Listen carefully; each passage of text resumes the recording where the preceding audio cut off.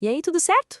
Hoje a gente vai falar sobre um sistema de segurança que é, assim, absolutamente essencial, mas que trabalha totalmente nos bastidores: o sistema de aterramento de subestações de energia. Pense nele como um escudo silencioso, que está ali protegendo todo mundo e todos os equipamentos. Então, a grande questão que os engenheiros se fazem é essa, né? Como é que se protege de um perigo que não dá para ver e que é rápido como um raio? Porque, olha, quando dá um problema elétrico, uma corrente gigantesca precisa ir para a Terra de um jeito seguro. E projetar esse caminho, isso é uma ciência. E uma ciência bem precisa, contra um perigo totalmente invisível. Sabe quando a gente olha para uma instalação industrial ou uma subestação? A gente vê aquelas torres, os transformadores gigantes. Mas o curioso é que a peça mais importante para a segurança de tudo aquilo está debaixo da terra, enterrada mesmo. É uma grade de condutores de metal, a tal da malha de aterramento. Ela é a base, o alicerce de toda a proteção. Ok, vamos mergulhar de cabeça nisso então. Para entender como se proteger, primeiro a gente precisa entender qual é a ameaça, certo? Imagina um curto-circuito. Uma quantidade enorme de corrente vai para a Terra. Quando isso acontece, o potencial elétrico do próprio solo sobe. E isso cria umas diferenças de tensão super perigosas bem ali na superfície onde as pessoas andam. E tudo, absolutamente tudo, começa com o solo, a terra mesmo. E olha, não é nada simples. A resistividade, que é basicamente o quanto o solo resiste à passagem da eletricidade, depende de um monte de coisa: umidade, composição química, até da temperatura. É a primeira variável, e talvez a mais crítica, que um projetista tem que dominar de cabo a rabo antes mesmo de pensar em começar o projeto. Agora, vamos para um cenário prático. Pense numa pessoa lá dentro da subestação, durante uma falha, e ela encosta numa estrutura de metal. A diferença de tensão entre a mão dela, que está no equipamento, e os pés, que estão no chão, é o que a gente chama de potencial de toque. E é aí que mora o perigo. Uma malha de aterramento bem feita garante que essa tensão nunca chegue a um nível que possa ser fatal. E o mais impressionante é que nem precisa encostar em nada para correr risco. O próprio chão pode virar uma armadilha. O potencial de passe é exatamente isso: a tensão que surge entre os dois pés de alguém que está simplesmente caminhando por ali. A corrente da falha cria essas ondas de potencial no solo e a malha de aterramento tem que ser projetada para achatar essas ondas e deixar tudo seguro. Beleza, então como é que os engenheiros descobrem essas características do solo? Eles precisam, literalmente, fazer uma leitura da terra. E para isso, existe um método super consolidado, que é o padrão para investigar o terreno antes de construir esse escudo de proteção. E esse método, que é considerado padrão ouro na indústria, é o método de Wenner.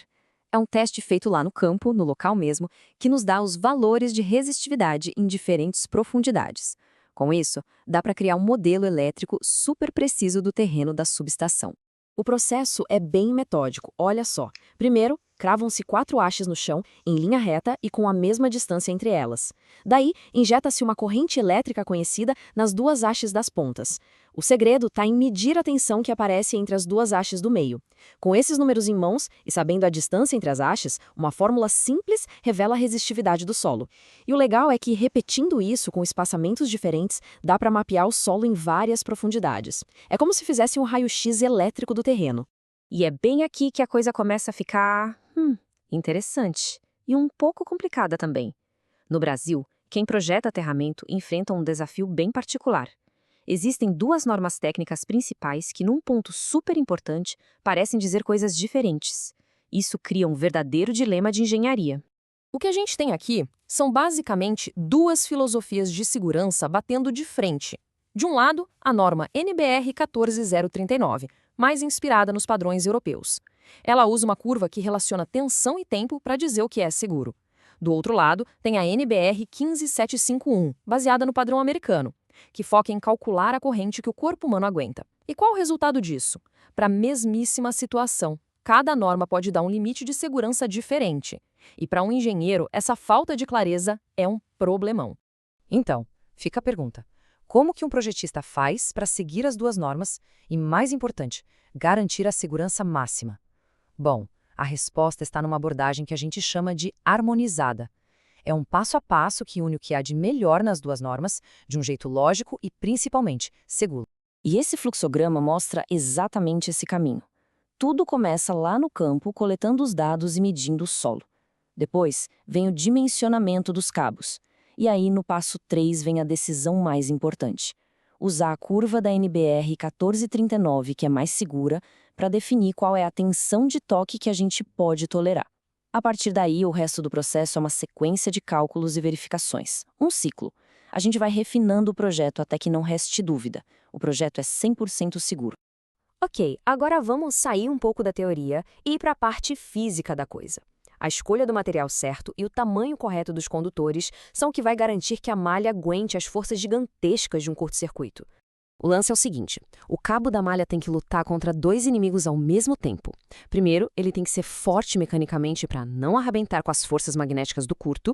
E, segundo, tem que ser grosso o suficiente para não derreter com o calor absurdo que é gerado.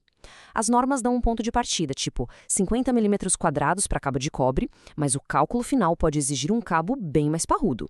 E olha só, essa tabela é um exemplo do tipo de dado que os engenheiros usam no dia a dia. Cada material, seja cobre, aço, o que for, tem propriedades elétricas e térmicas únicas. Essa tabela, que vem direto da NBR 15751, dá as constantes que eles precisam para calcular a bitola certa do condutor. É a garantia de que ele vai sobreviver ao pior cenário possível. E não adianta só se preocupar com o cabo, viu? Às vezes, o elo mais fraco é a conexão entre os cabos. Uma conexão com parafuso, por exemplo, aguenta só 250 graus Celsius. Isso é bem menos que o ponto de fusão do cobre. Já uma solda exotérmica aguenta muito mais. Então, na hora de fazer os cálculos, é a temperatura limite da conexão que manda, para garantir que a malha inteira continue íntegra. E este aqui é um alerta muito sério, que vem direto da fonte. Presta atenção. Ao adquirir cabos de cobre, existem no mercado cabos sendo comercializados como genéricos ou não normalizados, cuja seção transversal real é bem inferior ao prescrito nas normas. Ou seja, o uso de material fora de especificação é um risco gigantesco e muito real. Um cabo vendido como de 50 milímetros quadrados, que na verdade tem menos de 32, joga por terra todos os cálculos de segurança. Então, para a gente fechar esse raciocínio, a solução harmonizada é até bem elegante. Em vez de quebrar a cabeça com os cálculos de corrente da NBR 15751, o projetista pega o caminho mais seguro. Ele olha o tempo que o disjuntor leva para atuar, vai lá na curva da NBR 14.039 e define qual a tensão de toque máxima permitida. Esse valor vira a estrela guia, o norte de segurança para todo o resto do projeto. Mas projetar a malha de aterramento não é um trabalho de fazer uma conta e pronto, acabou. É um ciclo. Você projeta, verifica, refina e repete até que todos os critérios de segurança sejam cumpridos. Se depois de todos os cálculos, os números mostrarem que os potenciais de toque e passo ainda estão acima do limite seguro, não tem jeito, é hora de voltar para a prancheta. As soluções geralmente envolvem deixar a malha mais fechada, com mais cabos, ou então usar hastes verticais para aprofundar o sistema. E cada pequena mudança exige uma nova rodada de cálculos, até que o projeto seja, sem sombra de dúvidas, seguro. E tudo isso nos deixa com uma reflexão final, né? Esse desafio de harmonizar as normas mostra que a engenharia de segurança é uma área que nunca para de evoluir. Conforme a nossa rede elétrica fica mais e mais complexa, com novas tecnologias surgindo, essa busca por padrões de segurança que sejam unificados e robustos continua sendo um dos trabalhos mais importantes e também um dos mais invisíveis da engenharia elétrica.